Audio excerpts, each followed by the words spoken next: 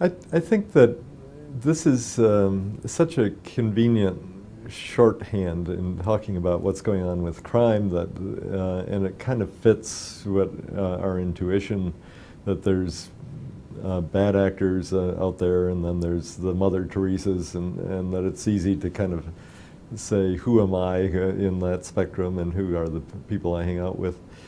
But it really is not an accurate description of what's going on, and most of us, in fact, do break the law from time to time if we're tempted by, for example, to speed because we're late for an appointment or whatever the story is.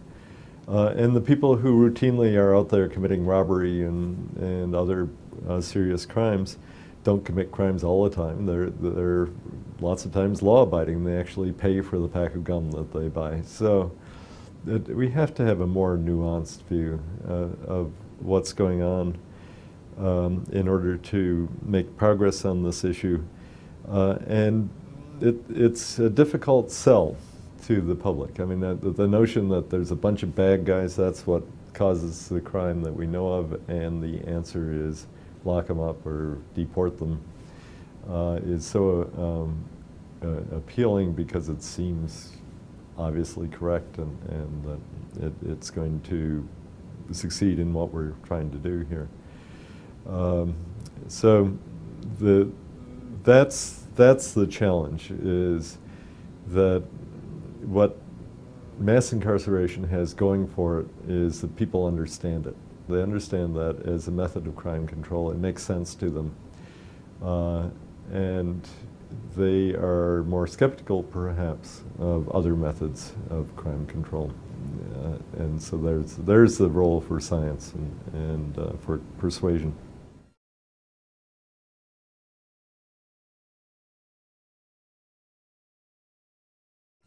So I think that a more comprehensive approach is what's needed, that we need to think of crime as a very complicated set of interactions, that the crime control is not going to be one single magic bullet. It's going to be a portfolio. We have to figure out what belongs in the portfolio in order to make sure that we're using the right amount of all of the different levers that are available to us. And some of those crime control levers are to try to do a better job in investing in children and reducing criminal propensity on the part of the public.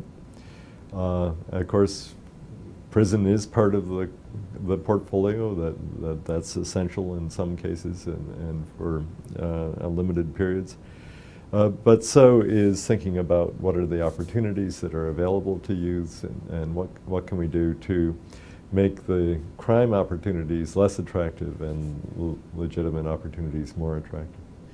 To reduce opportunity, I think one thing we need to do is have a more effective use of criminal justice resources.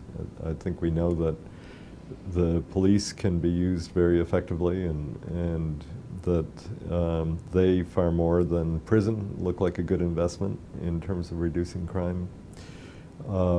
Anything that creates a sense that crime doesn't pay and that it's going to result in arrest and punishment. But it doesn't have to be severe punishment. I think that's what we are wasting our money on, is very long prison sentences. That doesn't increase the deterrent. I think it's important to look at drugs and alcohol and other areas that are leading youth to make foolish decisions and to self-destruct, so that my own work has looked at, for example, just reducing availability and raising the price of alcohol, and that has a direct effect on crime and is important. And then to take better advantage of the fact that the private sector is the front lines when it comes to limiting criminal opportunity. So private individuals and businesses are all in the business of avoiding victimization and avoiding crime and preventing it. But we don't always do enough or enough of the right thing. in that area, and with a little nudging on the part of policy, we could make it much more effective.